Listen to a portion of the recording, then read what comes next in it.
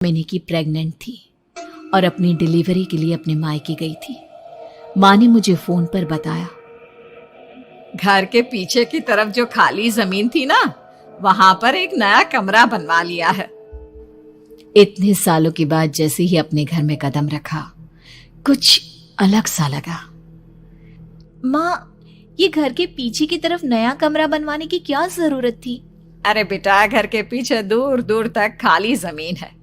तेरे पापा को कई दिनों से लग रहा था कि यहाँ पर एक कमरा बनवा लेंगे तो ताजा हवा मिल जाया करेगी। अब तो ये सब छोड़ और चल जल्दी से दूध पी ले।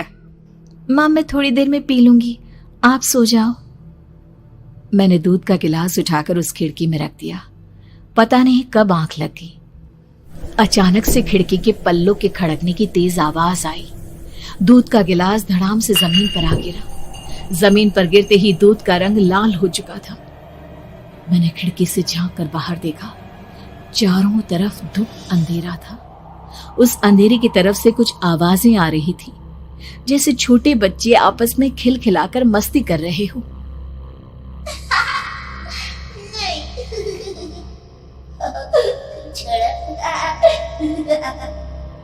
इतनी रात को इतने घनघोर अंधेरे में बच्चों की आवाज कैसे आ रही है?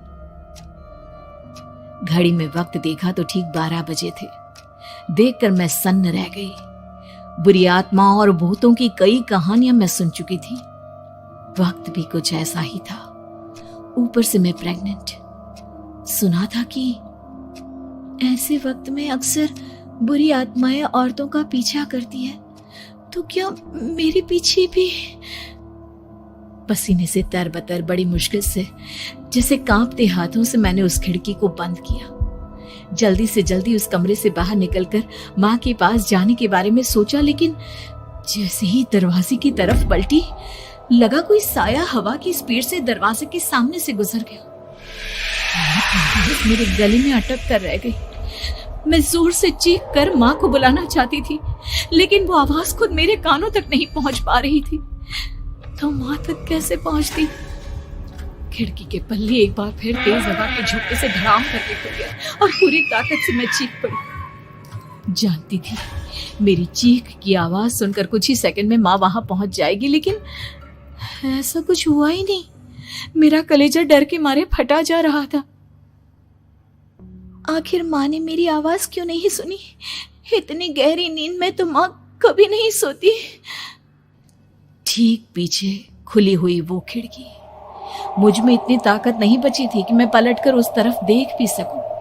हवा का एक सनसनाता हुआ झोंका उसी वक्त मेरे कानों से आकर टकराया। लगा जैसे किसी ने दबी हुई आवाज में धीरे से मुझसे कहा, चली जाओ यहाँ से। मैंने दोनों हाथ अपने कानों पर रख लिए और एक बार फिर ताकत लगाकर जोर से चीखने की कोशिश की।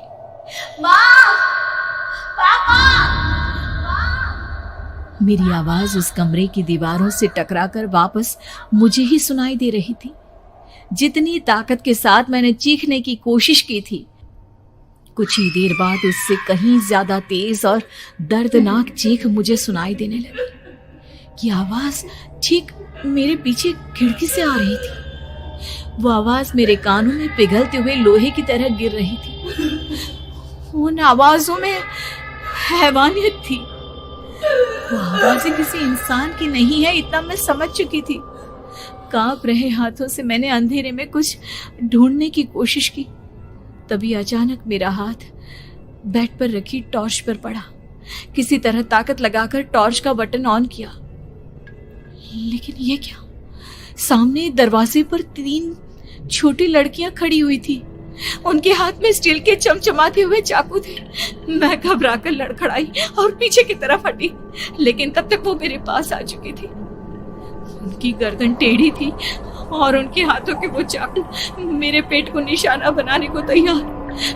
मैं जोर से चीखी, नहीं, छोड़ दो मेरे बच्चे को, मत मारो, मत मारो, छोड़ दो मेरे बच्चे को।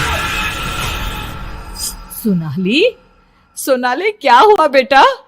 तू इतनी डरी हुई क्यों है? उठ बेटा, क्या हुआ?